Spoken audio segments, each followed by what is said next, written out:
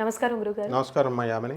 గురుగారు ఇప్పుడు దత్త అవతారాలని అంటూ ఉంటారు. అసలు ఎవరు? ఎన్ని అవతారాలు ఉన్నాయి? దాని గురించి తెలియచేయండి. దత్తాత్రేయ స్వామి వారు అవధూత, హరిహర హిరణ్యాత్మక స్వరూపం. అంటే బ్రహ్మ విష్ణు మహేశ్వరుల అవతారం గురు రూపంలో వచ్చారు ముగ్గురు కలిసి. ఆయన 5 అవతారాలు ఎత్తుతారు, పూర్ణ అవతారాలు.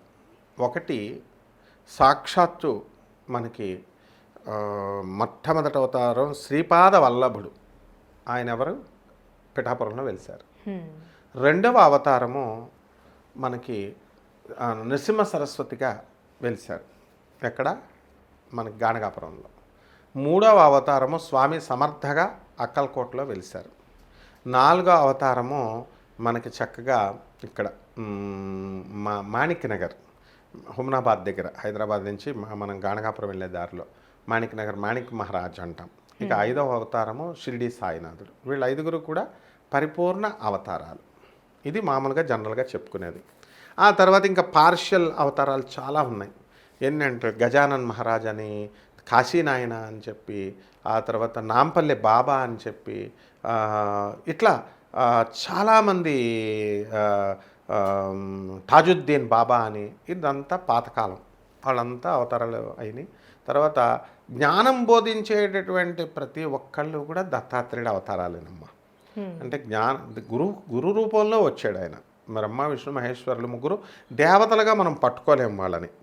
ఇప్పుడు అలాంటిది బ్రహ్మదేవుడిని వేదాలు వచ్చి వర్ణించేసినాయి. విష్ణువుని వర్ణించమంటే విష్ణువుని వర్ణించేసినాయి. శివుడిని విడిగా వర్ణించమంటే వర్ణించేసినాయి. ముగ్గురు కలిసిన రూపం, గురు రూపం, కమండలం పట్టుకొని, ఒక దండం పట్టుకొని ఆకాశం నుంచి భూమి మీదకి వచ్చేసరికి వీళ్ళని చూసి వేదాలు వర్ణించమంటే మౌనం అయిపోయినాయి, స్టన్ అయిపోయినాయి. వేదాలు అంటే ఏంటి? నాలెడ్జ్. అంటే ఇట్ ఈస్ బియాండ్ నాలెడ్జ్. గురువు అంటే బియాండ్ నాలెడ్జ్. న గురోరధికం తత్వం, న గురోరధికం జ్ఞానం, న గురోరధికం తపః, తస్మై శ్రీ గురవే నమః. గురువుని మించి నా జ్ఞానం ఉండదు. మనం ఎంత జ్ఞానం నేర్చేసుకొని బయట వచ్చి గురుగారు మీకంటే ఎక్కువ అండి నేను నేర్చేసుకున్నాను అనడానికి ఛాన్స్ ఉండదు. తర్వాత తపస్సులు చేసేసి గురుగారు మీకంటే ఎక్కువ చేసేసాను అనడానికి కుదరదు. మనం చేసిన తపస్సు, మెటాఫిజిక్స్, తత్వము, జ్ఞానము, తపస్సు అన్నిటికంటే కూడా గురువు ఎప్పుడూ అధికమైన వాడు. నా గురోరధికం, నా గురోరధికం, నా గురోరధికం ఇది శివశాసనత. గురువు కంటే అధికమైంది ఏది లేదు లేదు లేదు. ఇది శివుని యొక్క శాసనం. ఇప్పుడు మనం చెప్పేవి ఇవన్నీ కూడా శివుని యొక్క శాసనాలు చెప్తున్నాం. శివుడు పార్వతీదేవికి చెప్తున్నాం. ఇదంతా పాతకాలం అమ్మ, 16వ శతాబ్దం, 400 సంవత్సరాల క్రితం జరిగినాయి అవతారాలు ఇవన్నీ కూడా. నాంపల్లి బాబా ఈ మధ్య కాలంలోనే. ఇలా చాలామంది మేము దత్త అవతారాలు, మేము వీరబ్రహ్మేంద్ర స్వామి అవతారాలు, మేము నరసింహస్వామి అవతారాలు, మేమే దేవుళ్ళం, మేమే అమ్మవారి అవతారాలు, మేమే కలికి అవతారాలు అని బోల్డ్ మంది వచ్చారు. అలాగే మన ప్రవచనకారులు కూడా టోపీ అమ్మ అవధూత అని చెప్పి నండూరు శ్రీనివాస్ గారు చెప్తే ఆయన ఆడిపోసుకున్నారు పాపం. ఎందుకు అవ్వకూడదు? టోపీ అమ్మ అవధూత పిచ్చోళ్ళలాగే ఉంటారు అవధూతలు అంటే. వాళ్ళు పళ్ళు కొడుక్కోరు, మొహం కొడుక్కోరు, స్నానం చేయరు, పాన్ పరాగలు వేసుకుంటారు, అవసరమైతే మందు కూడా కొడతారు. దత్తాత్రేయుడే మందు కొట్టాడు. దత్తాత్రేయుడు జంబాసురుడు అనేటటువంటి రాక్షసుడి తరపుతో వస్తే కార్తవీర్యార్జునుడిని చేసినప్పుడు, ఆయన అనుగ్రహించేటప్పుడు వికలాంగుడిని చక్రవర్తిని చేశాడు సహస్ర బాహువులతో. మరి వాళ్ళందరి వచ్చినప్పుడు, ఇంద్రుడు వచ్చినప్పుడు, జంబాసురుడిని చంపడానికి వచ్చినప్పుడు శరణం వేయడానికి ఆయన తాగుబోతులాగా యాక్టింగ్ చేస్తాడు దత్తాత్రేయుడు. అమ్మాయిలను చుట్టూ పెట్టుకుంటూ ఇదేమిట్రా బాబు అమ్మాయిలు ముఠాకూరలాగా ఉన్నాడు అని అనుకునేలాగా భ్రమింపజేస్తాడు గురువు. అంటే తెలియనివాడు ఆ అవతారాన్ని, తాను గురువు అని తెలియనివాడు. అలా ఎప్పుడు కూడా గురువు అంటే అదే, నాకు గురుగారు కావాలండి, నాకు గురుగారు కావాలండి అంటారు. ఎదురుకుండా ఉంటారు కానీ ఆ గురువు గారిని తెలియనివారు. ఆ గురువులు ఇప్పుడు మన 21వ శతాబ్దంలో ఇప్పుడు మనం ఉన్నాం కాబట్టి ఇప్పుడు మనకి దత్తావతారాలు ఎవరో తెలుసా? మొట్టమొదట మా దత్తావతారం చాగంటి కోటేశ్వరరావు గారు, బ్రహ్మశ్రీ. అంటే ఆయన ఏదో పురాణ ప్రవచనాలే చెప్తున్నారు అనుకుంటారు. ఆయన చెప్పారు కదా, మేము కూడా ఎందుకు చెప్పకూడదు, మేము కూడా చెప్పొచ్చు అనుకుంటారు. కానీ ఆ చెప్పే విధానము, ఆ చెప్పే పద్ధతులు, ఆ అంకితము, ఆ ధారణాశక్తి, అదంతా కూడా ఆ సాధన బలం వెనకాల వాళ్ళకి తపస్సులు వీళ్ళంతా కూడా. ఇక ఆయన మించిన వాళ్ళు ఇంకెవరూ లేరని ప్రపంచంలో అందరికీ తెలుసు. అందువలన ఎట్టి పరిస్థితుల్లో ఆయన మొదటి అవతారం అనమాట. అంటే శ్రీపాద వల్లభుడు లాగా అంటేవాడు.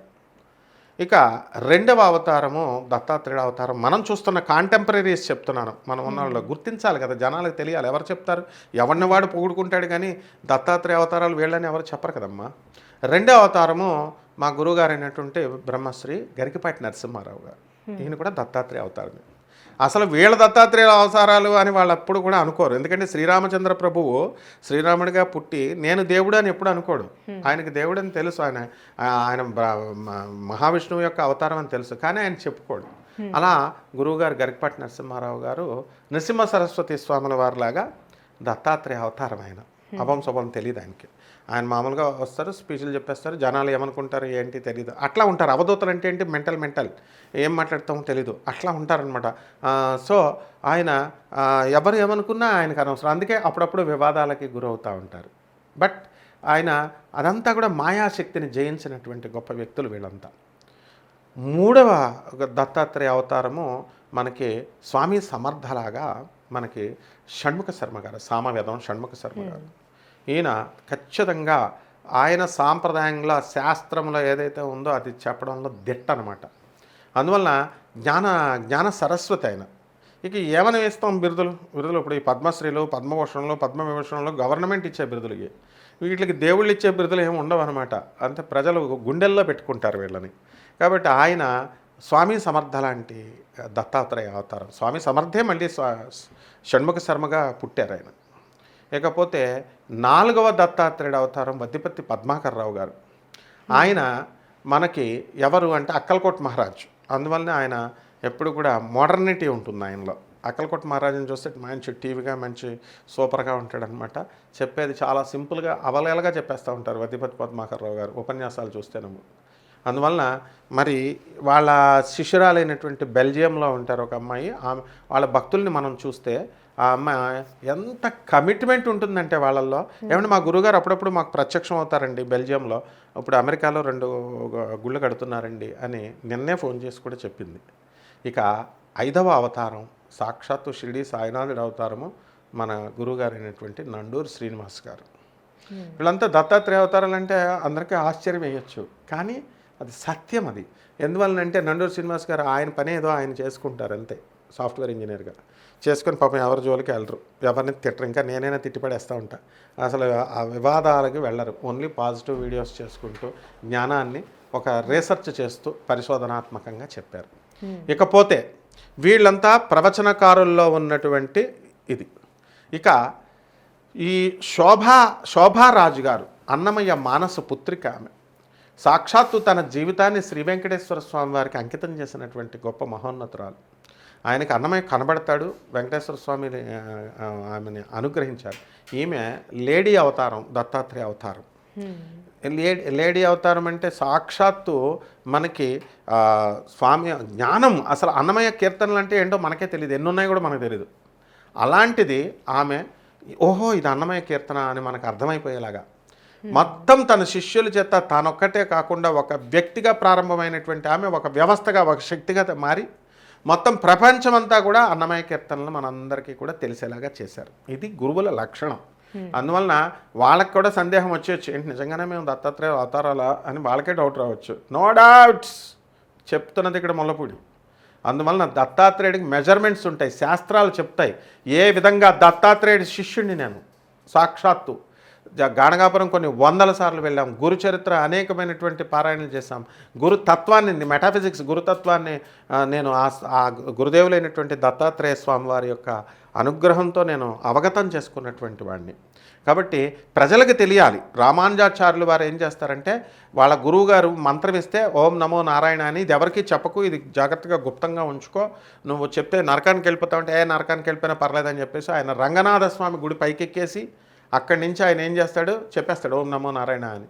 ఆయన గురువు శపిస్తాడు, అరే నీకు నరకానికి పోతావని చెప్పి, పర్వాలేదు గురుగారు అంటాడు. అట్లా ఈ ప్రపంచం తెలుసుకోవాలి. ఇంకా చాలామంది ఉన్నారు, పేరున మనం చెప్పలేము. తప్పకుండా నెక్స్ట్ వీడియోస్లో ఫస్ట్ కౌన్సిలింగ్, సెకండ్ కౌన్సిలింగ్లు ఎలాగైతే మనం ఎంసెట్లోను వీటిల్లోనూ కౌన్సిలింగ్ చేస్తామో ఆ విధంగా నా పేరు లేదే అని అనుకోని అవసరం లేదు. తప్పకుండా వాళ్ళ యొక్క సేవలను బట్టి, వాళ్ళు అందించేటటువంటి జ్ఞానాన్ని బట్టి మనం తప్పకుండా ఆ కౌన్సిలింగ్లో, సెకండ్ కౌన్సిలింగ్లో నేను తప్పకుండా అనౌన్స్ చేస్తానమ్మా. చాలా చక్కగా తెలుసు గురుగారు. ధన్యవాదాలు. ధన్యవాదాలు.